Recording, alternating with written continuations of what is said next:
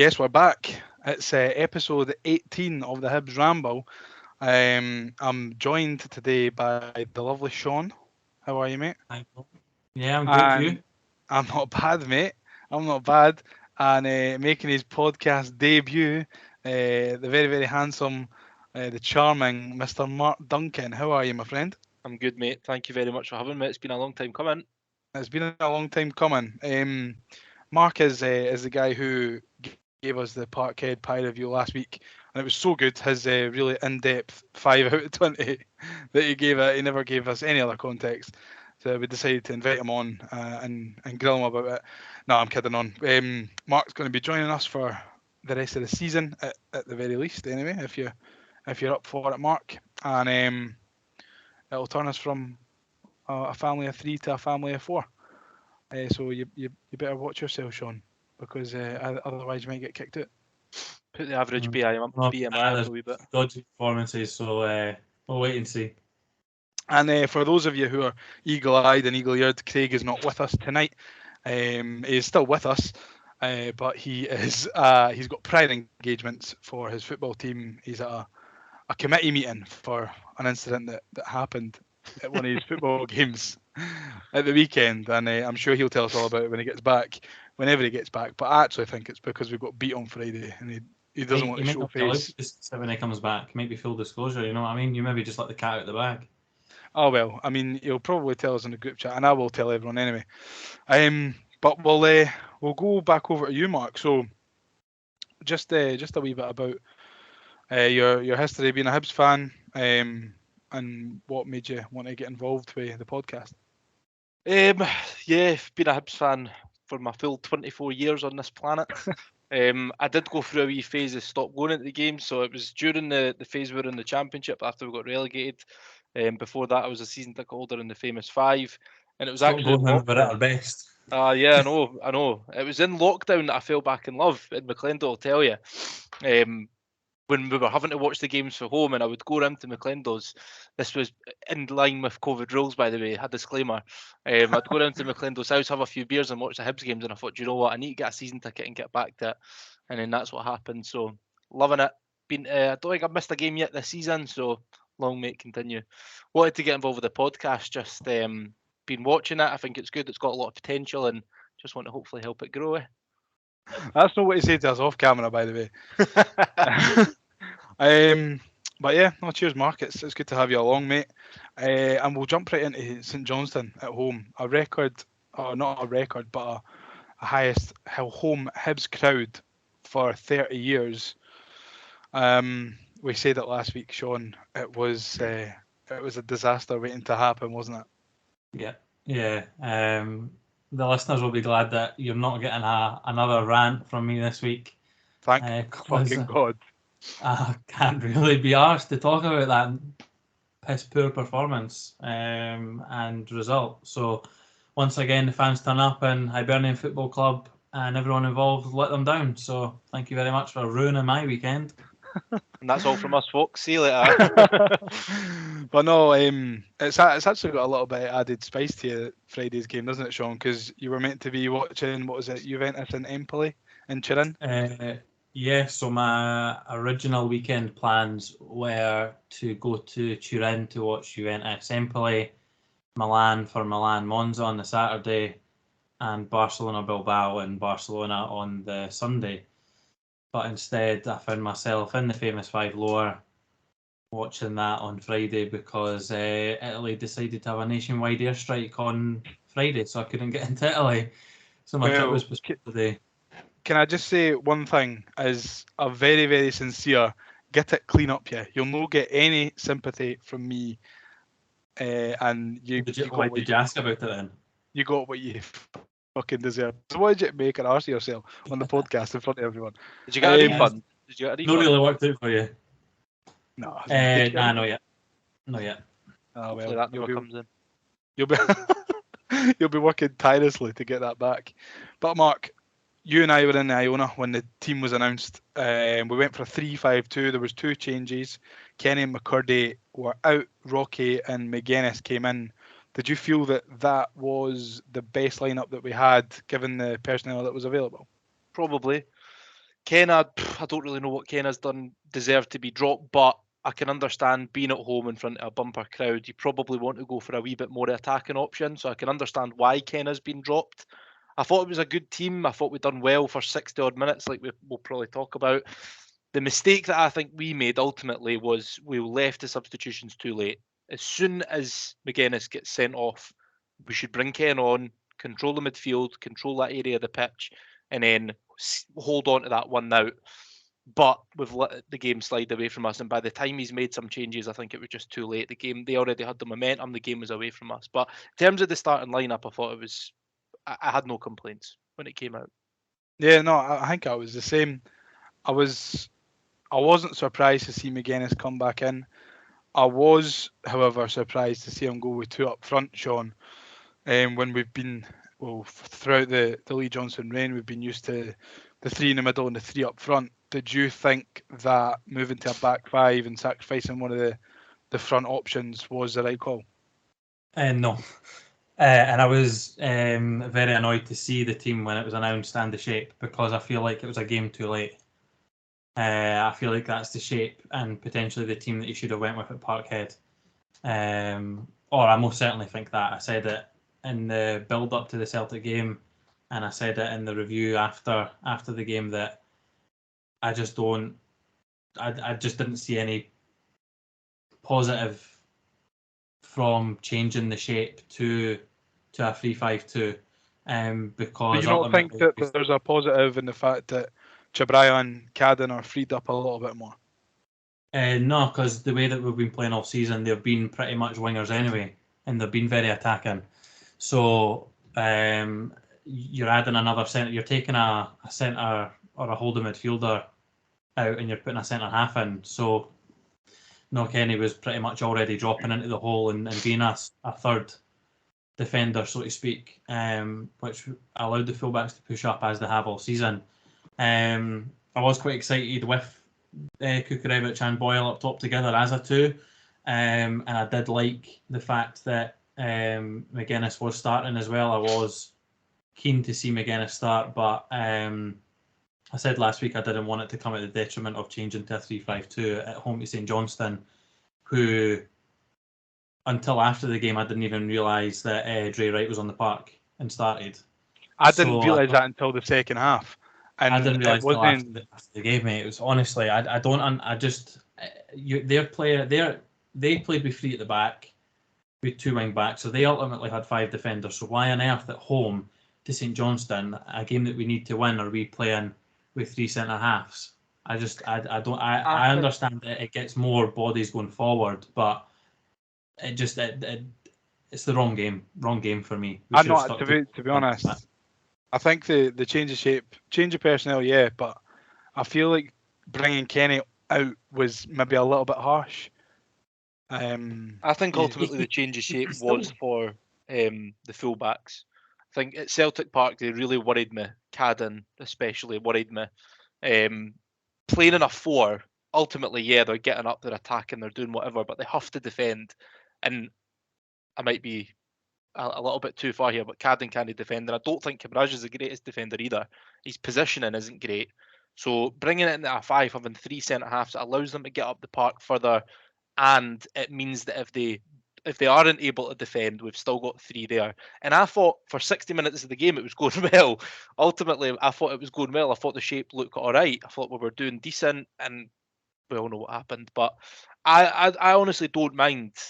People call it a five, people call it a three, but I honestly don't mind that because it does allow Cadden and Cabraj or whoever we're playing in the fullback position to get up a wee bit further.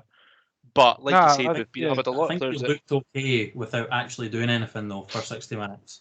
Lee Johnson came out and said we were absolutely brilliant for 60 minutes, which is a piece I don't think we were brilliant. I don't think we're absolutely brilliant. I don't know where he got that from. No, but I mean we did have a lot of pressure. I'll come on to this now. We had early pressure. Kukurevich had a really, really good chance that made the goalie make a save before he scored. Then obviously we got the goal, which I thought was a really well worked goal, given the fact it's tried to go in once, came back out, fed back out to Cadden, and he's put a pin perfect ball on Kukurevich's forehead, and he's he's powered at home. I thought it was Good a really good goal. It's obviously Tremendous what. cross. Yeah, mate. To be honest, I think it's what Kukurevich has been brought in to do: get on the end of Cadden's crosses, because there was far too many times last season where Cadden whipped it in, and there was nobody there to head it home. And this boy's 6'4". He's here to score headers, and hopefully long may it continue. But even after that, mate, even after and into the second half, we had about 4 or 5 really, really good chances to score again, and we could have been about 5-0 up before the red card. Do you know, Hank? Aye. It was flat for me. It was too flat. I think we had sustained pressure, but for me, it still just felt like there was something missing, that bite in midfield to get to that next level. And the bite up front as well. We're missing this bit. We did really, have really some badly. chances, aye, but there was, for me, saying we should have been 5-0 up. I don't know. I didn't see the chances where we thought, oh, that should have absolutely 100% been a goal. It was flat for me. The bite in midfield has actually came from Noah Kenny all season as well, which again just sums up kind of how the night went. I agree with what Marc was saying with the fullbacks and that getting up. So it's just such a strange outcome to the game. And I think Lee Johnson will learn a lot from it. But I agree, I don't think a lot of them were clear cut. I think there was a couple of times where our final pass or our final ball was very poor. That one that Campbell could have played out wide into Boyle, and he would have been through 1-on-1 as well. And there was 2 or 3 instances like that. And bad night. What it seemed to, for me, was every time we missed a chance, it was almost like the players were going, "Oh, it's all right. We'll get another one and score it. Oh, it's all right. We'll get another one and score it." And then, obviously, we're going to talk about the red card now. But before that, I want to talk about McGuinness's first yellow card, because I watched the highlights back this morning, and oh my God, what a stupid challenge for the first yellow card. Yeah. Do you remember what he did? He just absolutely lunges in with his back. Tries to come out of it though, eh? He tries to pull out of it. But it's one that he doesn't need to make that tackle. 2, it goes in aggressively, then pulls out. 3, it's a stupid place in the park. It's just inside their half, and they were punting the ball forward. There's absolutely no need for them to foul there. Stupid. And then the second yellow, that's probably worse. Yeah. I think even although the first one is more than likely a booking, I think it's still harsh on him because he does try and pull out and turn away from it. But you're taught as a laddie though, Shaun. You can't pull out the challenges when you've committed. No, I know, but he knows that he's not going to make the ball, so that's why he's pulled out and tried to get away from it to try and prevent himself getting the yellow card. And I think if that happens in the first half, I don't think he gets the booking, which again is just inconsistent refereeing, which happens everywhere. I think because of the time of the match and stuff like that as well. I think if he does that first 10-15 minutes of the game and pulls out and turns away to stop himself making what would have been a bad challenge, I don't think he gets a booking. But then again, his second one's even more stupid because you should know. Do you know what I mean? That you're on the booking and you should be aware.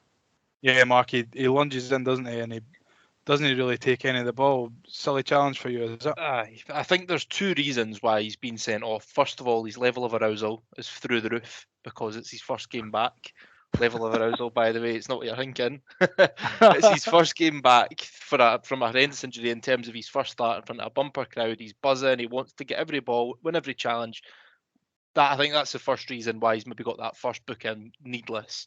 Second reason for the second yellow, I think he's dead on his feet.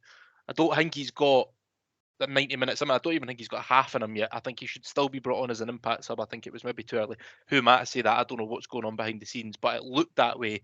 And you could tell a mile off that he needed to come off. He didn't have the legs, and then he goes for that second challenge. Like you say, in the middle of the park, nothing's happening, totally needless. And I think, for me, Johnstone should have seen that a wee bit earlier. I think, right, he's on a booking. He's back for injury. He's not fully fit yet. Let's get him off about half time or just after the yellow card. Bring on Kenna, and then we go and win the game. If we don't get that man off, we comfortably win that game.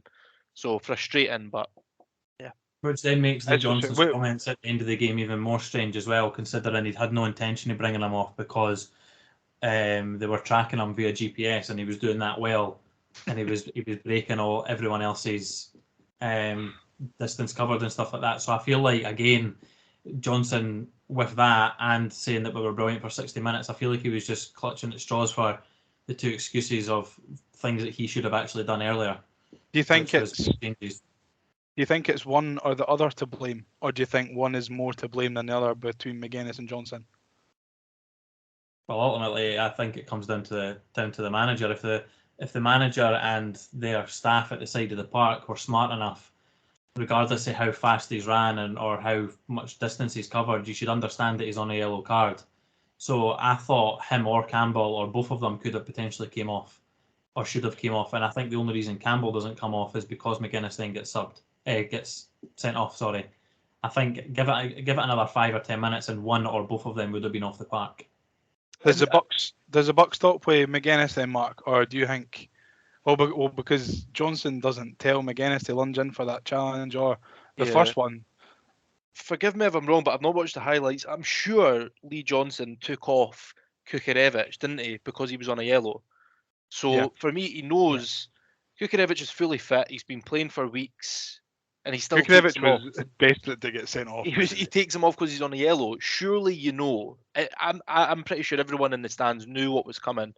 McGuinness on a yellow. He was reckless. He was going in for things. So for me, yeah, McGuinness has made the challenge and he's been silly and he shouldn't have done that. But for me, Johnson should have maybe taken him off. But like I said, we don't know what's going on in the background. Maybe he's looked really sharp and he's looked fully fit, but I just don't think he looked ready to be starting the game. Certainly, as we came into the second half, he looked dead on his feet. And when you're dead on your feet, it makes his comments even weirder because he tried to justify why he kept him on because of his distance. So maybe he'll learn from it. I think the last three games, Johnson should have hopefully learned a lot, and hopefully he doesn't make mistakes like that again as a manager. We'll see. But shifting the blame from one Hibs player to another, we'll talk about the first St Johnstone goal. And I'm laughing here while I'm talking about it because I cannot believe that the player to blame for being soft as shite in the box defending a corner is Ryan Porteous. He's been superb this season, and it's as if that every ball that's coming at the box he's headed it away. You know, he's trying to head it back to Seafield or whatever. He's been brilliant in defending balls at the box. But Mark, this time Nicky Clark, a couple of hands on the back, didn't to me look like a push at all. And he goes down really, really easily, and Nicky Clark tucks it away with the head. Look, you're right. He's been brilliant, and that for me is nothing to do with going down to 10 men. That's defending, and I really like how clever Porteous is. Well, I'm sure people will call it cheating. I call it clever, the way he goes down sometimes. But sometimes you see it, he maybe just overdoes it a wee bit. And referees are getting wiser and wiser and wiser at him. So when he starts going down and when he starts trying to buy fouls, referees are just going to continue playing more and more often. So I think he needs to just, fair enough, still buy fouls, still win free kicks and all that. That's great. But in positions like that, in the box, when the ball's coming in, they've got a big side, a big aerial threat, just defend it. Just get it away. You can buy fouls maybe in the middle of the pitch or something like that. But when you're defending a set piece like that, just get the ball away. Yeah, what did you think about it? A big physical side, and two midgets scored 2 headers against us and beat Ryan Porteous just to both balls, honestly. What did you think about the first goal though, Shaun? Piss poor to concede, really annoying. As Mark said, like I am a big advocate of Porteous and his antics, but the referees are becoming wiser, and I think maybe now, especially with VAR being in, the refs can take that risk of letting play run ahead and see what happens, and then maybe bring it back for a foul. But it is the softest 2 hands on the back that you'll ever see, and the fact that he's even taken the risk there is ridiculous. It's silly for me. Really, very, very silly. Easily got rid of it. And the second goal as well is just as bad by Porteous as well. So we'll move on to that. I mean, I've got here that was really the first proper St Johnstone chance of the game, which shows you, how little they created, and they kind of turned on after we got the red card. like you said, it's a really poor goal to concede. It's an annoying goal to concede. When you think about how good we have been at the back this season and how good Ryan Porteous has been specifically. And then a wee bit later on, Porteous, again, I wouldn't say he's fully to blame for this, but I feel like he gets wrong side of Stevie May. Chabraya has a chance to wipe McGowan out before the cross comes in. It ends up getting whipped in, and Stevie May just beats Porteous for strength and gets his head on it. Nothing that David Marshall can do. Stevie May beating Porteous for strength. That's poor. That's yeah, no, it is poor, and I feel like that was probably a worse goal to concede, a poorer goal to concede from a Hibs point of view than the first one. Not just because it was 5 minutes before full time, but just the amount of chances that we had to get it out of there. Chabraya has 2-3 chances to wipe McGowan out, Marc, before he kind of half loses the ball, pops it back to the guy. I don't even fucking know who it was, who puts in the cross, and Conor McClellan. Was it him? And then Porteous just getting beaten. For you, it's obviously not something that we've been used to seeing this season from Ryan Porteous. Were you disappointed? Yeah, I think I'd immediately following it. I wasn't disappointed in Ryan Porteous, partly because I barely saw the goal, but it's one of them when you go down to 10 men. You need to be solid, right? And conceding that first goal, I thought we're in trouble here. All the momentum goes to St Johnstone. The crowd was completely flat. People were flooding out already at 1-1, and you think we're in a lot of trouble here. And then that's when all the players start to do things that they don't usually do. Instead of clearing it, or instead of keeping the ball and keeping possession, they start to do stupid things that they don't usually do. And maybe that's what happened with Porteous with the second goal as well, and Cabraj. But yeah, it was really disappointing because he has been immense. He's, I've been his biggest advocate this season. He's been absolutely immense. So he's still young, he still makes these mistakes, has these games, but he'll bounce back, I'm sure.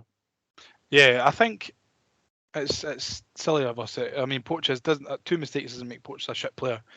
But it's disappointing from definitely looking at it back. I think I'm with you, Marc. I wasn't disappointed in Porteous initially. When the goal went in, if anything, I thought, oh, for fuck's sake, here we go again, because we've seen that all too often from St Johnstone. They always manage to get something late on against us at Easter Road. But watching it back this morning on the highlights, I was pretty disappointed with how poorly Porteous defended it. And like we say, that's not a characteristic that Ryan's shown this season. And hopefully he'll bounce back. I've got absolutely no doubt that he'll bounce back and put in probably a man of the match performance on Saturday. Shaun, what do you think? It wouldn't surprise me. I think he will bounce back, and I think we as a team will bounce back on Saturday as well. Although the St Mirren are flying at the moment, they are, and they're creating lots of chances. I think they've hit the woodwork 10 times this season already. So just goes. I saw that stat as well. I saw that stat, and did you see it on Twitter? And it said Hibs and Kilmarnock have been 0. And they were like, "Oh, it's a disgrace that Hibs and Kilmarnock haven't hit the post of the bar this season." But no, St Mirren are doing well this season, so hopefully that comes to an end on Saturday. Yeah, and just the last point on the St Johnstone game was and now I don't know if VAR ruled out the penalty or if VAR. If the play just kept going and then VAR pulled it back for offside. I'm not too sure what the referee actually gave. They pulled it back for offside, and it was a free kick that was given for offside. But did the referee give the penalty, and that's why it was pulled back? He gave the penalty, and then it got checked and pulled it back for offside. I don't know if it's a silly offside as well, because the player's out wide. I think it's Tavares is out wide, so he should be able to see along the line as well. There's no really any need for him to be offside. Yeah. I don't think. I don't know if you've seen the screenshot, Marc. Well. Shut up, Shaun. Come on. Try to talk to him. Try to answer the question. Jeez. No. I was saying, I don't know if you've seen the still, Marc, of the lines being drawn. It's a bit surreal to see it with Hibs and St Johnstone players, the VAR. But he's offside by a toenail. I don't think there's anything that we can really complain about. It would have been nice to have the penalty and nice to get the draw, but it's here to make decisions like that. And if it had happened at the other end, then we would have been shouting for it to be called off. But did you think that? Did you enjoy VAR being at the game? No, really not. No, really. I don't like VAR anyway, to be honest. And it's good for some decisions and all that. But do you know what I hated is they stopped the game every time a goal was scored, and they waited how long? 2, 3, 4 minutes before we kicked off again. Kind of takes all the passion. It's just like I hate football when the flow's interrupted, and that's why you'll have heard me moan about it loads. See when players go down with injuries, if they're holding on to a draw or I hate it, and I think football should have a stop clock so that any time it happens, the game stops and then we kick off again and there's no injury time. Because how many times have we seen 15 minutes of injuries and then we get 3 minutes injury time? It's an absolute farce. But anyway, it always happens against St Johnstone as well. The offside, it is what it is. It was offside. We can't really argue it. But the thing that frustrated me about that is why did we brought on McCurdy, Yuan, and Tavares, right? Not exactly blessed with height, but we continued to play the same style in terms of getting balls in the box, crossing the ball. That ball that led to the penalty that was chopped off, why are we not doing that more? Threading it in behind, using the pace, using the players we've got in the park. Because you see what came for it. It was just about a goal or a penalty. Why not just do that more? Keep feeding it in behind the defenders. Instead, you're still whipping the ball into guys that are never going to head against that mob. No chance. So that was the one thing that frustrated me about that passage of play. No, I agree. But VAR, Shaun, how did you feel about it? Also, can we get a wee comparison as to how it was implemented in Scotland and how it was implemented in Italy and Spain in the games that you went to watch on the weekend? Well, when I was blessed to see 9 goals over the weekend and the other 2 games that I managed to get to, so you wouldn't have known that they were all getting checked for VAR, put it that way. But I think that comes over time. I don't understand why it took so long to check the goals anyway, because especially when St Johnstone scored, they were celebrating with their fans for ages. Like, they were already celebrating, and so were we for our goal for a good couple of minutes before the teams had got back to the halfway line to restart. So I think maybe for between now and the end of the season there will be maybe teething issues like that. I've said a couple of podcasts ago that I do actually like VAR. I think it's just the way that it's implemented and managed by certain associations that make it look poor. So there will be teething issues. England in particular. In most of Europe it goes smoothly, and in Australia, from when I've watched games over there, it goes smoothly as well. So you wouldn't have known that things were getting checked in Italy and Spain when those goals were going ahead. And plus, they've had it for so many seasons now that they're used to things like that getting checked as well. So it becomes a bit of a pantomime. It's the same problem. Sorry, mate, on you go. No, on you go. Crack on. It's the same Muppets running VAR. That's the problem that we've got in Scotland. It's the same absolute idiots running VAR as the ones that are on the pitch at the weekend. What blows my mind is that we've paid all this money for VAR. We've got all these clubs to say, we'll do a whip round, we'll pay for VAR, we'll do whatever. But they've still not made the referees professional. Why not make the referees professional, have them coming along to training on a daily basis, practicing, going over the rules, a bit of consistency, then bring in VAR so that we're all singing off the same hymn sheet instead of just random PE teachers coming showing up on a Saturday and refereeing the game. That's they're idiots. They're rubbish referees. You get paid their 40 quid. Aye, I said in the chat after the game, it's like they're too scared to make the wrong decision with VAR as well. And that's why things are taking a little bit longer. And I think that will happen between now and the end of the season. But I've thought for years that they should be made pro. But unfortunately, that's not the case. I do think making them pro would improve the standard. Obviously, people will still be raging, and you can't please everyone. But I do think making them pro would certainly help, and it should have been done years ago. But you'll see now, between now and the end of the season, you'll see a lot of decisions that will happen with VAR that will take their time because they'll be too scared to make the wrong decision. There's one thing with VAR, just before we move on, that I would really like to see change, and that is Barry the announcer not announcing. the decision after every time there's a check. He's getting Well, well because- excited. Well, he was getting excited, and then he was going, and that's a goal for St Johnstone, scored by number 7, Stevie Man. You know what I mean? He sounds so Decision deflated when correct. someone Weird. else scores. VAR But yeah. decision goal. So I don't know if there's going to be any VAR tomorrow, Shaun, in our game against Nantes in UEFA Youth League. Do you know if there's going to be VAR or not? To my knowledge, there is not. No. Good, a good, honest working man's game of football. We're all going. Shaun and Craig are sitting in the famous 5 lower next to Block 7. They're going to be causing all the trouble. Whereas Marc and myself will be as far away as possible. Too old for that. Yeah. So we're sitting in the east. Are we, Marc? Ironically, the two oldest on the podcast are the ones that are in the famous 5 lower. And the It'll two be good youngest though. are the It'll ones be themselves. it'll be good to see. We had a chat with Block 7 a couple of weeks ago now. If you've not heard it, make sure you go back and have a little listen to it all. It was we just had a wee chat through how they started and what their ambitions are and stuff, and they highlighted this game as one of their kind of Flagship trials. Yeah, as one of their trials for getting that singing section into the famous 5 lower. So it will be really interesting. I think yourself, Marc, was the only person who was there the last time. There was Block 7 were in the famous 5 lower, so it'll be good for us all to go along and see how it works and how it sounds and stuff.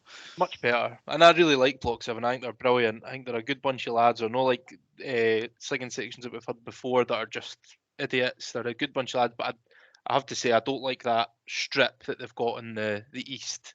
I just think it does them no favours for the atmosphere and all that, whereas famous 5 lower, I think that'll do them the world of good, especially, and I was saying against Hearts, when we scored the last minute equaliser. See if you'd had Block 7 in that stand. Can you imagine how much better it would have looked for the telly and all that, people watching? So, good luck to them. Yeah, to be fair, Marc's only here for the limbs. Marc loves seeing the limbs and the jumping about. Yeah, absolutely. I completely agree with you. I think it's I'm really looking forward to seeing how it looks and how it sounds and stuff. Obviously, I saw the pictures of the last game when they played Molde, and it did look really good, the pictures and the videos. But we'll be able to go and see it in person tomorrow night. And I'm looking forward to it. Nonce, I managed to pull a couple of stats on Nonce under 19s, which is maybe a little bit ironic. Here's me having a look at under 19s for a team called Nonce, but they've won 1, lost 2 of their last 3. I couldn't find any data on Hibs 19s, so fuck knows how they've been getting on. But I think Hibs can guaranteed victory for the boys tomorrow. Guaranteed victory. I think Hibs can definitely go into this with a lot of confidence after the game against Molde. Marc, you were there. They played pretty well, didn't they? You were impressed by a couple of them. They were really, really good. It was a brilliant game. I came into it when I first looked, I thought, God, we were going to get hammered here, because you should have seen the size of that team. They were all massive, that Molde team, and we didn't look very much in terms of size and strength. But I tell you what, there was some really, really good players. Wee Aitken in the middle of the park, he was our captain. He was unbelievable, especially the first half. And then wee McIntyre in the fullback, up and down, really strong, cool as you like with the penalty to win it. I thought there was loads of players. O'Connor, I thought he maybe tried a wee bit too hard. He was desperate to get that goal. He was maybe trying shots when he shouldn't have and just forcing it, but he was still absolutely brilliant for the goal, O'Connor. Take it past and got the space and got the ball in for the goal. So I thought there was pretty much everyone in the park impressed me, to be honest. And like I said, it was a brilliant game. It was the energy. I know they're all young lads, but my God, they were busting a gut for the full 90 minutes, and it was a brilliant game to watch. Yeah, I'm really looking forward to it. I think we've got a lot of exciting players. I've got down here Murray Aitken, Josh Connor, Zaid, who are all very exciting players who played well last time out. Hopefully they can get over the line, and that's all we're going to be talking about the 19s game, because I can't fuck all about the rest of it, to be honest with you. But no, best of luck to the lads. Really, really hoping for a good performance and a win to take over to France for the second leg. Are we going to the away game? That'll be some pie review over there, eh? Absolutely, aye. What kind of pie would that be? A brie pie? Well, no. What else? A croissant pie? But yeah, so now we're just going to go through a couple of listener questions. We're going to If you wanna preview get- the St Mirren game. We are going to preview the St Mirren game after the listener questions, Shaun. All right, okay. Come on, that's fine. I'm just changing. Right. I'm just changing it up a bit here, eh? You know, Craig's okay. not here. The cat's away, so Liam will play about with the running order. I thought you were the boss.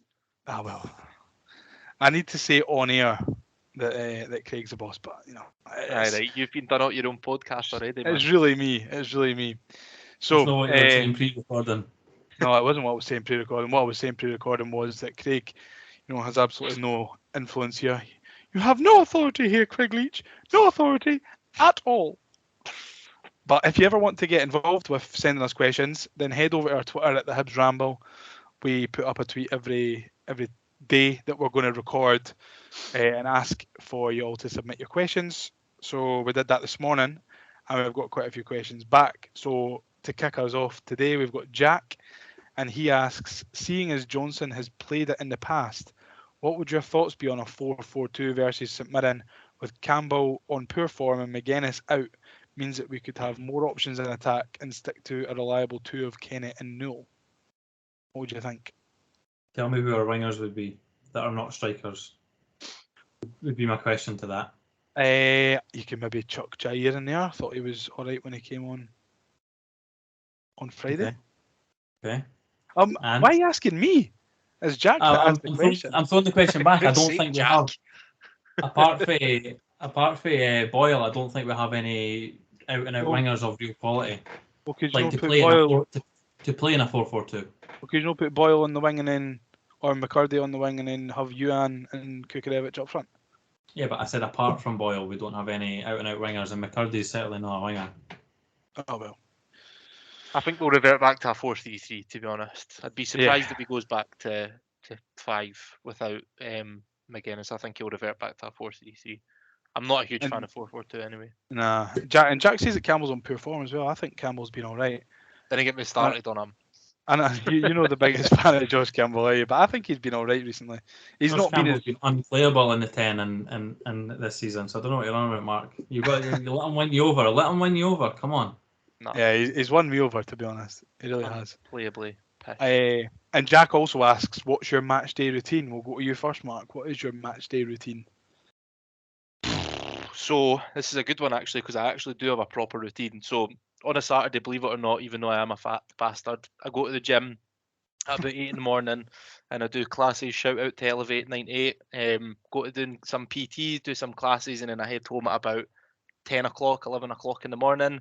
On the way home, religiously in the car, I play Saturday night on the way home, full blast, windows down, and then I'll get home, have a shower, get changed, and then I'll go either to the Albion bar or Iona, have a few pints, and then watch the soccer, and then go and get absolutely completely rubbered. outdo all the work that you've just done in the morning. Well, that's the only reason why I go on a Saturday morning, is so that I can don't feel as guilty having 10 pints followed by a doner calzone at night time. Shaun, what's your match day routine? I actually don't have a match day routine at all. I'm not as All right, well, we'll stop you there. I'm not as anal as you guys. I mean, I think my match day routine is I'll just meet my dad in Iona and then go to the game and then usually go back to the Iona with Marc and my dad and Paddy. Paddy the baddie. That's it really. There's no much of a routine. Marc, you've probably got the best routine at the lot of us. John asks, what's for dinner? And he's not got any other questions. John asks us what's for dinner every single week. And we've now resorted to asking him back what he's having for his dinner. So what did you have for your dinner, Marc? I had feta and tomato pasta, aka the TikTok dish, if anyone's ever. Oh, really? Did Emily make it? Or did yes. you make it? Yes, I mean, it's very easy to make, but it was lovely. It good? Lovely, yeah. What did you have, Shaun? Chicken and prawn pasta. It's beautiful. Well, I'll complete the pasta trifecta, as I had a tomato and chilli with bacon pasta, and it was delicious. So we all had pasta then, eh? Good night Yeah, all we round. did. Absolute hat trick. John, what did you have? And if you didn't have pasta, please don't tell us. Kevin asks, another regular contributor, similar to the Motherwell game, we seem to slow the game down after going 1-0 up, even before the red card. Are we being aggressive enough against teams at home? And I think no, because like I said earlier, I felt like we had a lot of chances that when we missed it, we kind of had the body language of, it doesn't matter because we're going to score anyway. And then we didn't, and we conceded 2. Do you think that's fair assessment, Shaun? No, I agree. We were very aggressive at home, even after we scored against Aberdeen and Kilmarnock. So it was kind of unusual to see kind of the change or the drop off, so to speak. Could be due to a number of factors, tiredness of the same players playing the same games for so many games in a row. I don't know. Maybe it did need a bit of a freshen up, but I think we do need to see a little bit more aggressiveness for the players, try and kill the game off earlier. Too many times we've had too many chances, and Lee Johnston's alluded to it, that we need to start actually finishing them. And we all, you said it yourself, Liam, it is only a matter of time till a side gets a doing. So I've said that since the start of the season, Shaun. There's no come yet. Exactly. So it will come eventually. We're creating enough chances, but we're just not putting them to bed. So hopefully, when we take the lead on Saturday, we don't drop off and we go and get another one. Fair enough. Right, Marc, I'm going to ask you this one because I think Ali took a bit of time to word this properly. You ready? Brace yourself. Right, Lee Johnstone said data was a key factor behind McGuinness not being subbed on Friday. It was McGuinness's first start in a year, so tiredness would have to come into play. Are we now in an age where numbers hold more power than what we can see unfolding? It's interesting. I agree.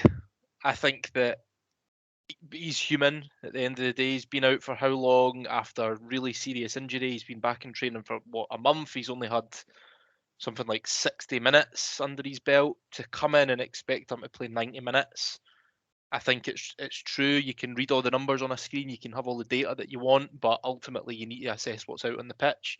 And I am no sports scientist or anything like that, but I could tell he was dead on his feet. I didn't have any numbers in front of me, and I'm sure a lot of people that I spoke to after the game, during the game, said the exact same thing, that he looked dead on his feet. And when you are in that position, in the middle of the park in particular, in a game like that, you're going to make a reckless challenge to compensate for being knackered. So, yeah, look, I think Johnstone might have come out and said that almost to kind of maybe not cover his own back, but just almost divert away from the performance, away from the result, and away from the red card. He might have came out and said something like that. I think he's probably knows that he should have maybe taken him off early. So I think he might just be diverting away from the reality. I agree. And Ali's second question was, last pod, Liam talked about how Aberdeen could be seen as a 6-pointer. Given St Mirren's decent start, would you now see Saturday's game as a 6-pointer now as well? And if you're asking me, Ali, I would say yes.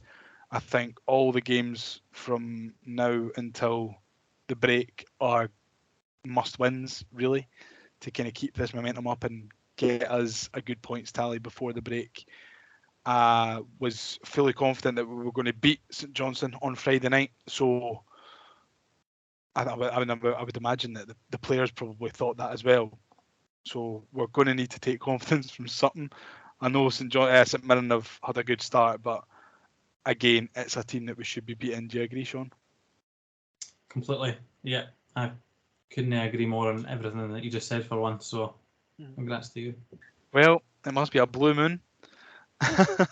If you're agreeing with me, Gav Dick, he'll be delighted to know that Craig's not here to butcher him this week, because his spelling in this tweet is nothing short of absolutely abysmal. Right? Gav. Sorry, Gav. Do you think we should try and you've got to applaud him. He's tried to spell Kukarevich, but he's said, do you think we should try Kukravich, Kukravic, and McCurdy in a front two? Personally, I wouldn't mind seeing it. You know, I'm a big advocate for Harry McCurdy because I'm absolutely gagging on seeing that celebration. I mean, why not? Maybe not to start, but you know, bring one of them off the bench, probably McCurdy, to start, well, to play with Kukarevich. Marc, do you think that tall and small partnership could be what we're looking for? Maybe, I mean, like you said, why not? You know, may as well try things. The thing that I'm thinking of, it's all well and good playing two up top. What shape do we play if we're playing two up top? Do we go to a 4-4-2? If so, who do we play out wide? You know, do we play Boyle and who else? Yuan, Tavares? Yeah. I don't know. So yeah, you can think, you know, two up top, Kukarevich and McCurdy sounds all right. You know, I wouldn't be opposed to it, but my thing is, you know, what team do you put behind that? What players and what positions do you play behind that? So for me, like I said, I think we'll revert back to a 4-3-3. But like I said, I wouldn't be opposed to it. Hey, well, that's a great point. I'm glad that we've got him on, eh? Someone What? talking sense for once. Oh, Know what I thanks mean? very much. Well, okay, what? I thought you were good, Shaun. Here we go. It's funny, every new person that you bring on the pod just gets better and better. So what does it say about the pods before me and Marc are on it? Fucking Yeah, shite. great. That's a good point right there, by the way. Next up, Lewis Connor asks, was Porteous beaten far too easily for both goals? For me, he has to be stronger and seemed to go down easily for the equaliser. Shaun, we spoke about it earlier on. Do you agree with Lewis? Yeah, it was poor for both, and the way that he's performed all season, he should have done a lot better for both. Never mind just the first one. Yep. I'll put this to the both of you. Is there any changes you'd make for Saturday's squad from Friday? Is it time to rest Boyle, as it seems he hasn't been on his game recently? And I'll supplement that with, do you think he is pulling back a little because he doesn't want to be injured for the World Cup? I think subconsciously, I think he might be. Obviously, who would have thought Martin Boyle would be going to a World Cup? Do you know what I mean? He wouldn't have even thought that in his wildest dreams. So I think subconsciously the World Cup thought process and everything that comes with that for him will be slipping into his thoughts. And I think he's a targeted player. He gets fouled 6, 7, 8, 9 times a game. So all he needs is for something to go wrong, and then he misses what will be his only World Cup. Do you know what I mean? So I think that'll be coming into it. What should we drop him? No, because ultimately on his day he's our best player, although he has been off the boil the last 2 or 3 games.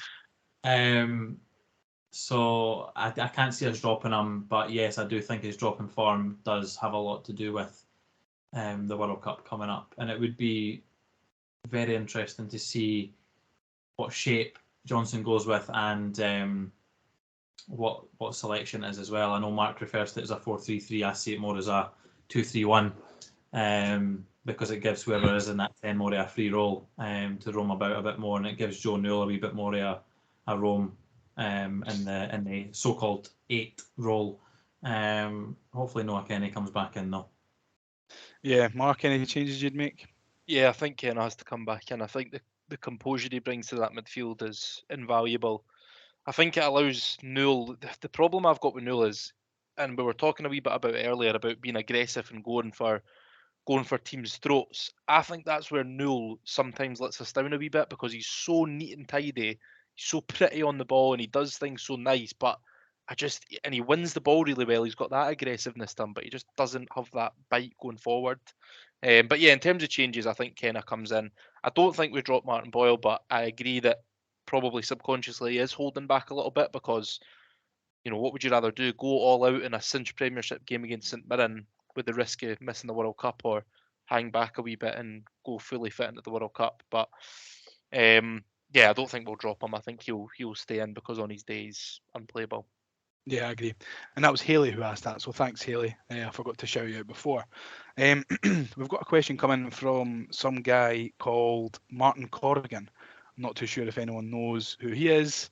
He asks, will you be at the game tomorrow, and will you rate the pies as well? So, Marc, it would be your second ever pie review. Shaun, you've not done a pie review yet, and Craig hasn't reviewed the Easter Road pies either. If the pie stalls are open, will you be reviewing the pies? I will be, because Craig bought my ticket, so I'll be buying him a pie and myself a pie if it's open. So there will be a review to be had. What about yourself, Mark? I've probably had my dinner by that point, to be honest. I mean, I've had about 1 billion Easter Road pies anyway, so I could just. So you'll review just it have the all. one. Aye, just the one. Aye, just the one. And then we've got a question from Kevin. He asks, and I put this in the group chat earlier on. Kevin's second question. He says, in the spirit of Lana Wolf, which Hibs pub is best suited to a porn star's birthday party? Definitely not asking for a friend. And I'll answer first, and I'll say I think the Hibs club is a good shout. Why? I can't believe she's actually getting a mention on this podcast. That is terrible. I'll second that. I would think it would be, in fact, it would either be the Hibs club or Derek Riordan's pub. I feel like one of those That's two not- would have. I know, but that's not Derek Riordan's pub anymore. It's like a wee trendy, it's a wee shouldn't place. Exactly. Oh, is it? Did it get changed? Yeah, it's changed again now. Oh well, Hibs club it is. Where do you think, Mark? Albion Bar. Get Lee Johnson involved. Get the players involved. Maybe that'll make them more aggressive. You know. Do you think Ben Kensel would give that the green light? He would. I think he would. I think he'd be writing about it. He is. I bet he's a pure playboy. So many horny hybies in the Albion. We've got one from some guy called Colin McLennan. He says, which player past or present would make a better Prime Minister than Rishi Sunak? Should we get involved in politics? I feel like we probably shouldn't. Keep politics in the ramble. I mean, to be fair though, right? And I don't have any. I'm not getting involved in a political conversation in any way. But how do we know he's a bad Prime Minister? I know He's been in the job for hours. Come on, play the game, eh? I am. What player would make Michael Stewart? He dipped his toe in the political water, did he not, Michael Stewart? I'll go with Michael Stewart. I'll go with Jason Cummins, because imagine living in a country ruled by Jason Cummins. That'd be Some dystopian shit right there. That'd be something to have. I'll go for Rob Jones. You go for Rob Jones. He was a good leader, eh? So Great in the air. That's what a Prime Minister needs these days. Absolutely. So that concludes all our questions for this week. Although we did put up a picture on Twitter of us all posing as the Hibs Ramble lineup, and Chelsea McCormack commented asking if we're bringing out a calendar. So I don't know if you lads would be up for bringing out a calendar, a wee topless calendar. Well, Liam, you'd cover a few months anyway, Liam, so you'd be all right. I'd cover a few months with one picture. That was my point, aye. Just for explaining it. Cheers for clarifying, mate. Oh, I don't think anyone wants to see that, let alone pay for it. So I'm going to go with no. Well. Hey, if the demand's there. Keep your eyes peeled for the Hibs Ramble 2023 calendar. So yes, just before we wrap up, we'll have a wee chat about St Mirren at home, will we? I had a wee look at their last 5 games. They've won 3, had 1 draw and 1 loss. Obviously, they beat Celtic. They beat Livy. No, they've not won 3, drawn 1 and lost 1, because that'd be 6, wouldn't it? No, it wouldn't. Oh, I fucked it here. Do you want to start that again? Yeah, I thought I wrote down all the results, but I think I've missed one. So they've won 3, drawn 1, and lost 1. But their away games are 3 loss and 1 win so far this season. I know St Mirren have had a good start, Mark, but do you think they are there for the taking on Saturday? We should look. If we show up and we play at our best, we should beat them. And that's a really cliche answer, but we should. Ultimately, we man for man, we're better than them. I just hope, because we were at the game when we played them away from home and we were abysmal. Definitely our worst performance of the season, maybe apart from Celtic Park, but we were terrible, really, really poor that day. So hopefully we'll go out and we prove a point about the improvements that have been made since then. And it's obviously important we bounce back. But, you know, the thing about the Singeon, it's shaping up to be what it was like last season. It's really tight from sort of 3rd all the way down to maybe 8th. And I think it'll continue like that for the rest of the season. So winning pretty much every game outside of the Old Firm is so important. It carries that wee bit extra weight, in particular at home. So, yeah, it's an important game. hopefully bounce back up to third and start to open up a wee gap. Yeah, no, I completely agree. Shaun, I've pinpointed Ayunga from St Mirren as their danger man. He's scored 6 times and assisted 3 times in 14 appearances in all comps this season. Would he be the man that you would be warning the Hibs players about if you were Lee Johnson? Well, more than likely, considering the way that he's been playing this season. So that's certainly some impressive stats, especially for a St Mirren player. Hopefully that stops this weekend. It's weird. They're such a gang, St Mirren, and they just seem to be gelling so well and creating lots of chances. So hopefully we're back at being tight at the back as we were prior to our 3 defeats, and we can keep it tight at the back and shut up shop, and then actually take one of our chances this weekend. I think the thing with St Mirren is that now they've got Stephen Robinson in charge, is that he's so good at picking out a player. You know, he did it when he was at Motherwell. He had quite a lot of good players that he brought up from, you know, the ditches of England, the bowels of England, and made them half decent. I think he's done a similar thing with St Mirren, and they have gelled pretty well. Obviously, they got that win against Celtic that really kind of kicked them on for the start of the season. We have touched a little bit on the lineup, but we do need to talk about the new players. You know, we'll pick out McCurdy. I feel, Mark, that Harry McCurdy's getting a lot of stick for the way that he's playing when he's come on. But how can we expect these players to make an impact when they're, one, coming on for, you know, minutes at a time, and then 2, they're getting played out of position or not in a shape that they're used to? How can we judge them on that? Yeah, and I think it's still very early days, isn't it? And the thing with McCurdy, I think he's suffering from not scoring yet. That might sound silly, but you know, there's been opportunities where he's just trying to force things, or he's taking the shot when he maybe should have squared it, or he could have crossed it, things like that. I think that will maybe change once he gets that goal, his first goal, and he becomes a wee bit more relaxed and comfortable. I thought he's looked good in spells. He's so quick and he's got good feet. I just think he needs to relax a wee bit more in games and start not forcing things. Yeah, we want to be aggressive, we want to be on the front foot, but have a look up. Sometimes it's no all about running and getting down the line and taking the shot. You know, have a look up, get the ball in the box. You know, that one against Dundee United in particular, I think there was a couple of times when he could have easily squared it and we score a goal, but he didn't. So I think once he gets to that goal and he becomes more comfortable, I think we've got a good player in Murdy. Is there any other players, Shaun, that you think that are getting that are falling sacrifice to this? You're only getting a couple of minutes. Oh, Shaun's away. Are you still there, Shaun? No, I'm just plugging my counter in. I was listening to the question. So do you think there's any other players that are falling sacrifice to this kind of, you know, being played? I don't want to say out of position, but not being not fitting into a system, but playing in a system that they're not used to and only getting limited minutes.